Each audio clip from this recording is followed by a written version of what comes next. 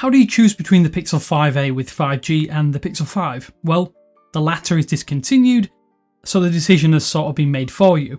But even so, we're here to examine the nuances, the differences, and basically whether the more affordable option might actually now, at this stage of 2021, be the better buy. Thanks for watching 9 to 5 Google here on YouTube. Remember to thumbs up, hit subscribe, and then tap the bell icon to be among the first to watch our upcoming videos. In many ways, the Pixel 5a with 5G is the Pixel 5 XL that kind of never really happened. And what's more impressive is the lack of major cost cutting that was more prominent on the Pixel 4a 5G last year. If you're coming from an older device, these are two of the newest or the most current Pixel devices that might have popped up in your searches. One, technically the flagship, at least until the Pixel 6 series launches, while the other is the affordable version of said flagship. Almost like last year, some of you are probably on the fence or might be wondering if the extra $250 is worth it between the Pixel 5a with 5G and the Pixel 5 in the US or Japan at least. Limited availability means that those of you or those of us outside of the US and Japan simply don't have to decide between the two. Just if you are in one of those regions, just look at the Pixel 4a 5G or Pixel 5 instead and use our previous guide, which will be linked down in the video description below if you want to help make that decision. Expectations and situations out of the way though, let's lay out all of the available information and determine which is the better buy for you. It's a case of omissions and size where the bulk of the differences will be found between the Pixel 5a with 5G and the Pixel 5. You'll just need to work out just what you want and then what you need in a smartphone to decide between these very similar pieces of tech. The core differences between the Pixel 5a with 5G and the Pixel 5 are down to the external hardware. Both include the Snapdragon 765G chip for a start, while the Pixel 5 includes some minor internal hardware bumps and is made from slightly more premium materials, and it does feel slightly more expensive in the hand. The new device is also quite a bit larger at 6.34 inches versus 6 inches, making it better for people wanting a bigger screen, but it is worth noting that it is capped at 60Hz, that display, versus 90Hz on the Pixel 5. Luckily, the resolution is practically the same. Because the main internals are the exact same, the Pixel 5 should perform though marginally better over time, simply due to the increased RAM, which is 6 versus 8GB. This is practically unnoticeable in day-to-day usage, and the chipset and storage speeds remain the same across the board here.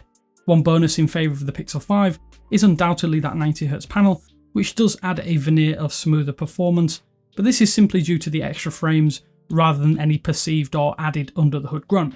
The external materials definitely actually favour the Pixel 5a with 5G though, because the unibody construction is almost identical to the more premium or perceived premium Pixel 5. While the IP rating is better on the Pixel 5, both handsets can withstand a dip in water, making the newer, cheaper model a good alternative because of that IP67 rating for those wanting a larger Pixel phone. Somewhat unfortunately though, both handsets utilise the same haptic motor, which is a marginal step down from 2019's Pixel 4 and 4 XL. The haptic feedback is still good, but not quite up to the best on Android at this stage of 2021. Although in much the same way as with the Pixel 4a 5G, the Pixel 5a with 5G has better audio thanks to a proper earpiece speaker and downward firing tweeter.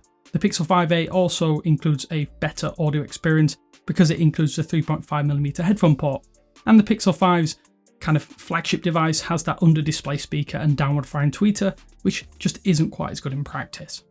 The software on the Pixel 5a with 5G and the Pixel 5, like most made by Google devices though, is identical. Unlike previous hardware, there are no removals on the 5a with 5G that don't require extra hardware or software to power them. You will effectively have the same experience no matter which device you do end up choosing or using long term. Although released almost a year later, the new device though is still running the same version of Android 11 out of the box. Both will be eligible for the upcoming stable Android 12 release, although you can enroll on the beta with the Pixel 5, but not currently the Pixel 5a, likely because the release is so close. As such, both devices will be eligible for OS upgrades up to and including Android 14. Beyond this release, you'll get monthly security patches until the end of life phase. Your core daily experience will likely practically be identical on both the 5a with 5G and the 5, thanks to, as I aforementioned, Snapdragon 765G chip at the heart of both handsets.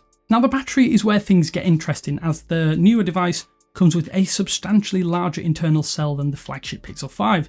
It's almost 680 mAh larger due to a weird quirk with variable sizes on the Pixel 5.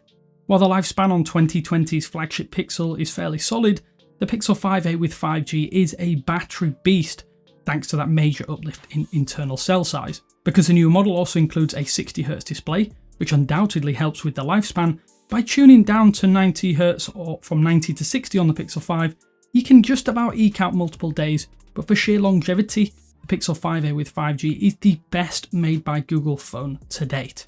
Wireless charging though is not included on the Pixel 5a, even though recent teardowns have shown a similar chassis construction to the Pixel 5, which is needed to charge wirelessly because of that aluminium frame. If you simply must have wireless charging, then this is probably going to be the device for you. Neither phone then can be charged faster than 18 watt at speeds via USB-C though, so it is unfortunately 18 watts or bust. As for cameras, on the Pixel 5a with 5G and Pixel 5, they have practically identical cameras from front to back, and this includes all of the software tweaks and added camera modes. This will undoubtedly take the stress out of choosing between the two devices when you know that no focal length or feature is going to be left behind. However, there are some noted issues about camera overheating on the newer model that are yet to be addressed. If you want to record video at 4K UHD resolution, you might want to hold out a little longer to see if the software update can resolve this problem. Like last year, neither device comes with AR Playground camera features, so if you like adding 3D characters and objects to your photos and videos in real time, then you might want to look elsewhere. It's also important to note that the spectral and flicker sensors are not present on the Pixel 5a. These sensors help improve shooting when there is a pulsing light source, such as under fluorescent or LED lighting. That said, the actual sensors are not present on the Pixel 4a, so it shouldn't make too much of a difference. Like the Pixel 4a 5G last year, it's a net win for the Pixel 5a 5G's camera because the core internals, the camera hardware itself, and those software additions are identical on each handset, and the end results from each camera setup are indistinguishable from one another when put side by side. So overall, the Pixel 5a with 5G and the Pixel 5 are so similar, then it can make the buying decision a little bit tougher than it probably ought to be. With the Pixel 5 discontinued from official channels, it is getting harder to pick up as a result, and there's also the looming launch of the Pixel 6 and 6 Pro to contend with. Pricing will undoubtedly be much higher than either Pixel compared throughout this video though. If you wanted an XL version of the Pixel 5 and can deal with the lack of a 90Hz display and wireless charging, then we think if you pick up the 5a, you'll be very happy. By pricing it at $449, Google made this a great package for those of you in the US, a region where high quality, affordable Android phones are not quite as plentiful as they are in the rest of the globe. We'd also suggest holding out though a little bit longer just to see what the Pixel 6 and 6 Pro do bring to the table if you are eyeing a made by Google or Pixel smartphone, that is. The upcoming Duo will likely provide a major step up over all previous Pixel devices with an expected price bump to boot. So overall, we think that just about covers everything we think you'll want or need to know or can even consider before picking up the newest Pixel 5a with 5G or even last year's Pixel 5, that is provided you can find one. But if you do have any questions and you'd like those answered, be sure to let us know down in the comment sections below.